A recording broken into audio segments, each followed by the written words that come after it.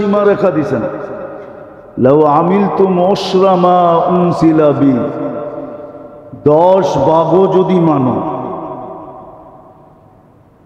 এটাও একটা সীমা রেখা দিছেন। আরো নিচে আইসা সীমা রেখা দিছেন, মান তামাসসাকা বিসুন্নতি,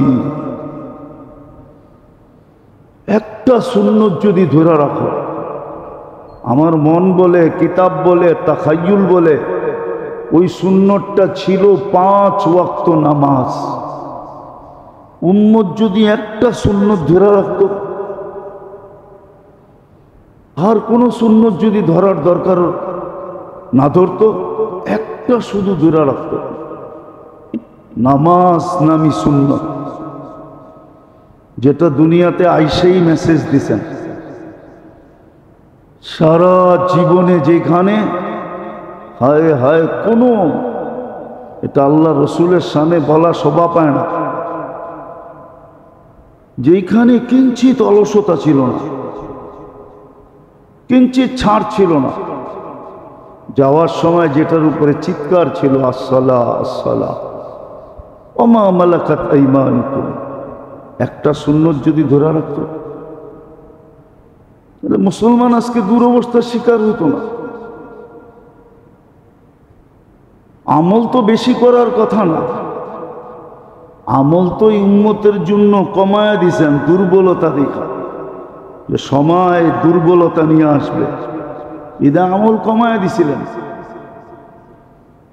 কিন্তু হ্যাঁ, এতটুক বলছিলেন, যেটা করবা ওটা যেন আমার বন্ধুর আদর্শের বাহিরে না যায়, বন্ধুর আদর্শের বাহিরে না যায়। আগে দেখবা আমার বন্ধু কিভাবে করছে, বন্ধু যতটুকু করছে অতটুকু করো, তাইলে শুধু সাহাবিয়ে রসুলকে আল্লাহ রসুল অঙ্গীকার দেন না। এক হাদিসে আছে, বুখারীতে আছে, মুসলিমে আছে, তিরমিজিতে আছে, সমস্ত হাদিসের কিতাবে আছে। এক সাহাবীকে বুঝানোর পরে সে বলছিল, লা আযীদু আলা হাদা, আপনি যা বলতেছেন এর চেয়ে বেশি করার সময় আমার কাছে নাই। আপনি যদিও বলছেন ইল্লা আন তাতাওয়া, করণীয়টা বলার পরে আপনি বলছেন তুমি ইচ্ছা করলে নফল করতে পারো, বলছে এত সময় আমার কাছে নাই। ওয়ালা আনকুস, যেটা একান্ত করণীয় ওটাকে ছাড়ার তো কোনো সুযোগই নেই।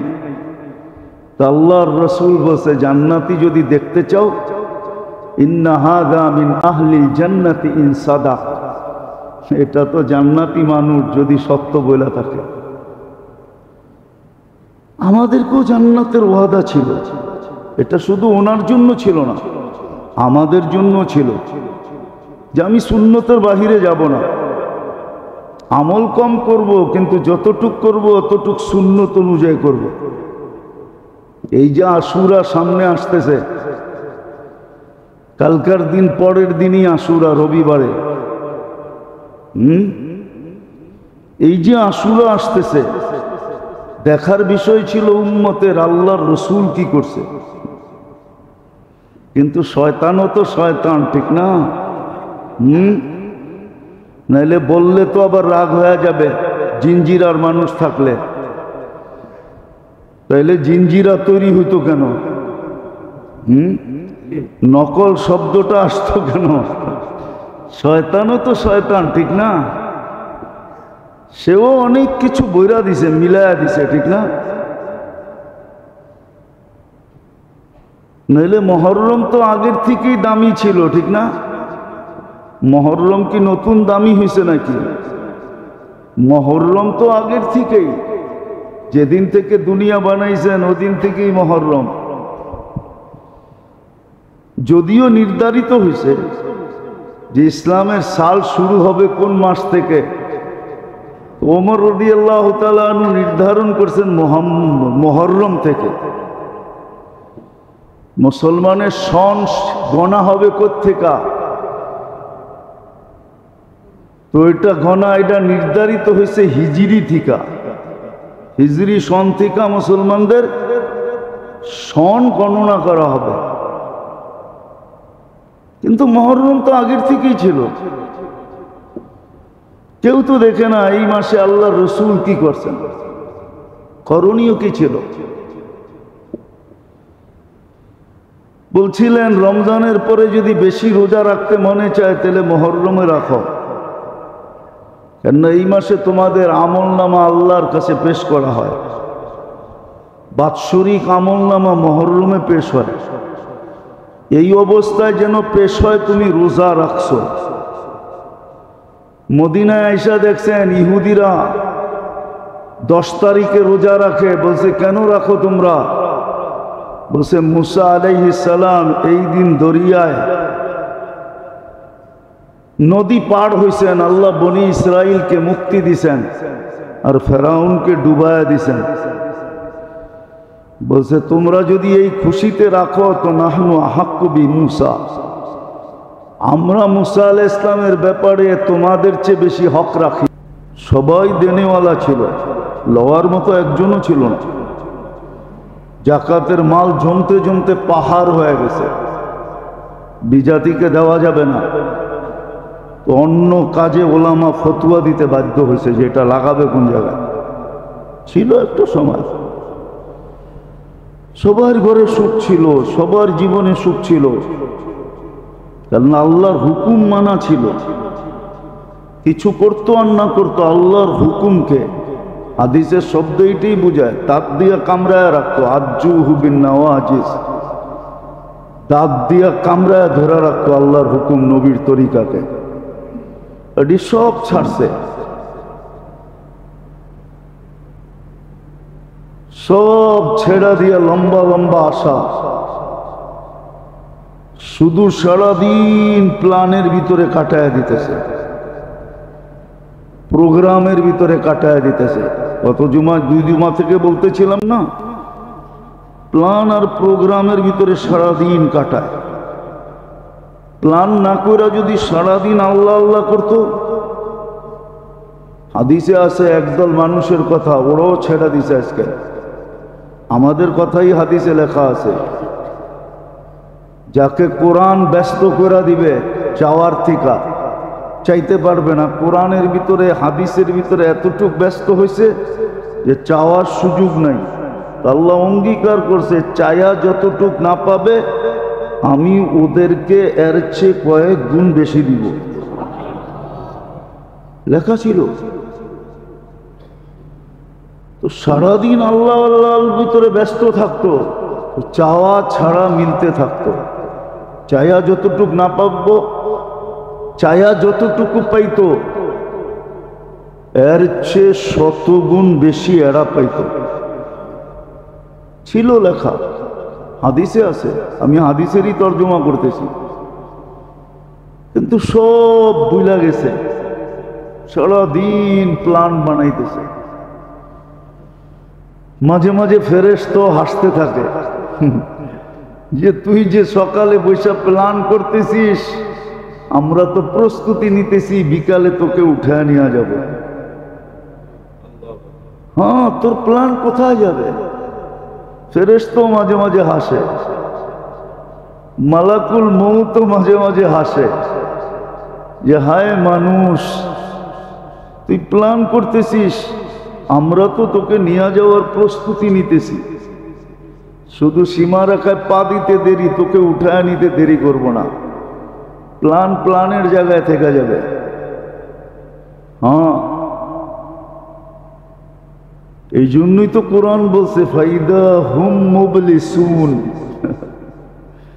এই শব্দটা কোরআনে আসতো না, এটা প্ল্যান আলাদের জন্যই আসছে, যারা সারাদিন বসে দুনিয়ার জীবনের প্ল্যান বানাইতে থাকে, এই দুনিয়ার প্ল্যান বানাইতে থাকে। এদেরকে দেখেই ফেরেশতা হাসে আর বলে ফাইদা হুম মুবলিসুন, একটু পরেই তুই হাক্কা বাক্কা খায়া যাবে, একটু পরেই তুই আশ্চর্য হয়ে যাবে, আশ্চর্যান্বিত হবে, একটু পরেই তুই আফসোসের শিকার হয়ে যাবি, হায় বানাইলাম কি আর ঘটল কি। কত বাড়িওয়ালাই তো বাড়ি বানায় উদ্বোধন করতে পারে নাই। আমরা চিনি অনেক বাড়িওয়ালাকে, কবরে চলে গেছে, উঠায়া কোত্থেকে আনবো? নাইলে আইনা দুনিয়াকে শোনানো যায়। ওর বাড়ি এখনো পড়া আছে, উদ্বোধন হয় নাই। বাড়িতে আল্লাহ ঢুকতেও দেয় নাই, কমপ্লিট করাইতে দিছেন কিন্তু ঢুকতে দেয় নাই, এক রাত্র কাটাইতে দেয় না। এরকম হাজারো বাড়ি বাংলাদেশে পড়ে আছে, হাজারো ফ্ল্যাট পড়ে আছে, এক রাত্রে কাটাইতে দেয় না। সত্য তো এটাই তো আল্লাহর অঙ্গীকার ছিল, বানাবি তোকে থাকতে দিব না, জমাবি তোকে ভোগ করতে দিব না, কামাবি তোকে খাইতে দিব না। এগুলো সব আল্লাহর অঙ্গীকার। আমরা প্ল্যান বানাইতেছি, এটার নামই লম্বা লম্বা আশা। এটার কারণে আখেরাত ভুলা গেছে। আর আখেরাত যখন ভুলা যায়, তা আল্লাহর হুকুম ছাড়তে শুরু করে, নবীর তরিকা ছাড়তে শুরু করে, আখেরাতের চিরস্থায়ী বেনিফিট ভুলা যায়। কসম খোদা, আজকে যারা নামাজ পড়ে 5 ওয়াক্ত পাবন্দির সাথে, ওরা জান্নাতে প্রত্যেক ওয়াক্তে গিফট পাবে, গিফট। 5 ওয়াক্ত ওদের জন্য গিফট আসতে থাকবে, গিফট। প্রত্যেক ওয়াক্ত ফেরেশতা টোকা দিবে আর একটা গিফটের বক্স পাঠাবে। জিজ্ঞেস করবে এটা কি? বলছে জোহরের গিফট। কতদিন আসবে? বলে চিরজীবন আসতে থাকবে। পড়ছে কয়দিন? 60-70 বছরই পড়ছে, 40-45 বছরই পড়ছে, বালেগ হওয়ার পরের থেকে নিয়া, প্রাপ্ত বয়স্ক হওয়ার পরের থেকে নিয়া। এরকম ফজরের সময় ফজরের গিফট, জোহরের সময় জোহরের গিফট, আসরের সময় আসরের গিফট, মাগরিবের সময় মাগরিবের গিফট, এশারের সময় এশার গিফট। আবার এক ধরনের গিফট না, প্রতিদিন গিফট চেঞ্জ হবে,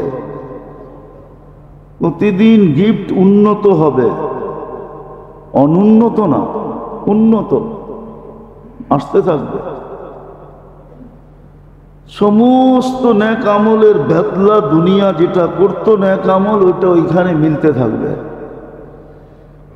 আবার প্রত্যেকটার উপরে লেখাও থাকবে যে এই ইবাদতের কারণে তোমাকে এই নেয়ামত দেওয়া হলো। জান্নাত তো দিবেই দিবে, ওটা তো সাজায়া দিবে, বইরা দিবে, ইচ্ছা মতো চেঞ্জ করে দিবে, যেমন ইচ্ছা তেমন চেঞ্জ। হ্যাঁ, ইচ্ছা করলে ডেলি ফার্নিচার চেঞ্জ করতে পারবে। এইখানে তো জীবনে একবার চেঞ্জ করতে পারে না। একবার কিনছে কোনো মতে, ওটা দিয়ে সারা জীবন কাটায় দিছে। জান্নাতে ইচ্ছা করলে ডেলি ফার্নিচার চেঞ্জ হবে, যেমন ডেলি কাপড় চেঞ্জ হয়, ডেলি 70 জোড়া চেঞ্জ হবে ডেলি, এরকম ফার্নিচার চেঞ্জ হবে, প্রসাধনী চেঞ্জ হবে। তো আখেরাত ভুলা যায় মানুষ লম্বা লম্বা আশায়, তখন আর হুকুম মনে থাকে না। আর যখন মন চাহি চলে, তখন তো হক চিনি না। হক চিনার ক্ষমতা ভিতর থেকে আল্লাহ ছিনায় নেয়, হক চিনে না। কানের কাছে বললেও বোঝে না। আজকে যেরকম বলতে তো ওলামা ইকরাম কম বলে না, শুনাইতে তো কম শোনায় না আমাদেরকে, কিন্তু হক বোঝে না। কান পর্যন্ত যায়, ভিতরে যায় না। শুধু কানে যায়া হকের আওয়াজ লাগে, ভিতরে ঢুকতে পারে না, কেননা কানের ভিতরে পর্দা দিয়ে আছে, ঢুকে না ভিতরে। হক ভিতরে ঢুকে না, কেননা ইত্তেবাউল হাওয়া, মন চাহি জীবন। এই জন্য আল্লাহ যোগ্যতা শক্তি উঠায় নিয়ে গেছেন, রত্ন উঠায় নিয়ে গেছেন, এর হক বুঝবে না। এই জন্য হক বুঝে না। তো আজকে দুরবস্থা এই জন্যই, নাহলে দুরবস্থা হওয়ার কথা ছিল না। মুসলমানের দুরবস্থার কোনো যুক্তি নাই যে মুসলমান দুরবস্থার শিকার হবে। কোনো তর্কতে বুঝে আসে না, কোনো যুক্তিতে বুঝে আসে না, না কোরআনে বুঝে আসে, না হাদিসে বুঝে আসে, কোনো জিনিস দিয়ে বুঝে আসে না। মুসলমানের দুরবস্থা হবে কেন? উম্মতে মুহাম্মাদির দুরবস্থা হবে কেন? বলবেন কোরবানির কথা তো বলছে, কোরবানি দিয়া গেছে, যারা দেওয়ার ওরা দিয়া চলে গেছে, আর কোরবানিরও দরকার হবে না। কোরবানি যাদের দেওয়ার দরকার ছিল ওরা দিয়া চলে গেছে। ওরা এতটুক কোরবানি দিছে যে কিয়ামতের সকাল পর্যন্ত মানুষ ওই কোরবানি দিয়া খাইতে পারবে, তারপরও শেষ হবে না। আমাদের আসলাফরা, সালাফরা, পূর্বপুরুষরা, আমরা যাদের উত্তরসূরি, তারা এতটুকু কোরবানি দিছে বলা বাহুল্য, বইলা কয়া শেষ করা যাবে না। সাহাবা, তাবি, তাবে তাবিন, আইম্মায়ে মুজতাহিদিন, আল্লাহ ওয়ালারা এত কোরবানি দিয়ে গেছেন যে আমাদের আর কোরবানি দেওয়ার দরকার হবে না, শুধু এতটুক করলেই হবে। আল্লাহর হুকুম আবার পুরা মানতে হবে, এটাও জরুরি না। এটাও একটা সৎ ব্যবহার যখন না করে তো সুযোগ তার বিরুদ্ধে যায়। কখনো সুযোগ খুশির কারণ হয়ে দাঁড়ায়, আবার কখনো সুযোগ ব্যথার কারণ হয়ে দাঁড়ায়। এটাই চিরাচরিত সত্য।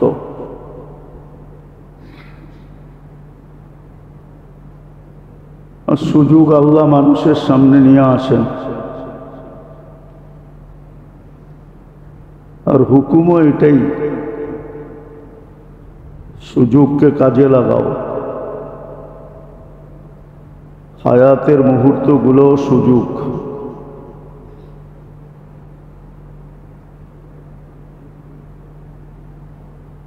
দুনিয়াটা তো বুঝে আসে,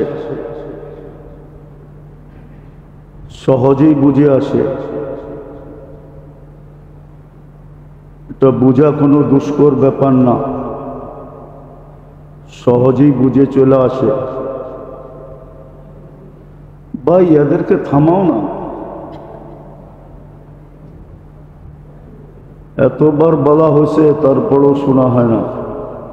আগের থেকেই যারা আসবে তারা সব বন্দী হয়ে বসবে যেন সামনে জায়গা না থাকে। গুনাহগার কিন্তু আগে আলারও হবে। যদি জায়গা খালি রেখা বসলো আর পিছনের মানুষকে সুযোগ দিল আগে আসার, জায়গা দেখে বিদায় আসে। আগেও বলা হয়েছে, এখনো বলা হইতেছে, বারবার বলা হইতেছে, যারা আমরা আগে আসি সব পরিপূর্ণ করে বসি, কারো জন্য যেন জায়গা খালি না থেকে যায়। যেখানে আল্লাহর হুকুম মানা না হয়, মুসলমানদের দুরবস্থা তো এই জন্যই। আগেও বলা হয়েছে, এখনো বলা হইতেছে, আমাদের দুরবস্থা এই জন্যই। নইলে এই উম্মতের তো দুরবস্থা হওয়ার কোথাও ইঙ্গিত নেই, লেখা নাই যে এই উম্মতের দুরবস্থা হবে। হ্যাঁ, যদি হবে দুরবস্থা তাহলে এই জন্যই হবে যে আল্লাহর হুকুম মানবে না, নবীর তরিকা মানবে না। কাপড়ে ময়লা লাগলেই ওয়াশের দরকার হয়। যতক্ষণ পর্যন্ত কাপড়ে ময়লা না লাগে, পুরান না হয়, তখন কাপড় ওয়াশ করার দরকার হয় না।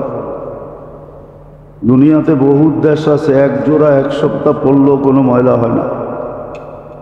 আমাদের দেশে তো সকালে পরলে বিকালে ময়লা হয়ে যায়। তো কাপড়ের ওয়াশের দরকার হয় যখন ময়লা হয়। আর উম্মতেরও দুরবস্থার শিকার ওই সময় হয় যে সময় আল্লাহ রসুলের হুকুম মানা ছেড়া দেয়। মসজিদেই হুকুম মানে না, বাহিরে কোত্থেকে মানবে? বললে তো আমাদের ইমামরাও রাগ হয়ে যাবে। কোনো মসজিদের ইমাম কেরাত সুন্নত মতে পড়ে না, মসজিদে কেরাতেও সুন্নত মানা হয় না।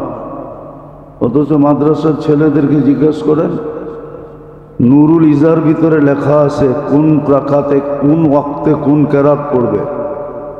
যারা নুরুল ইজা পড়ছে, ছোট কিতাব, কোনো বড় কিতাব না,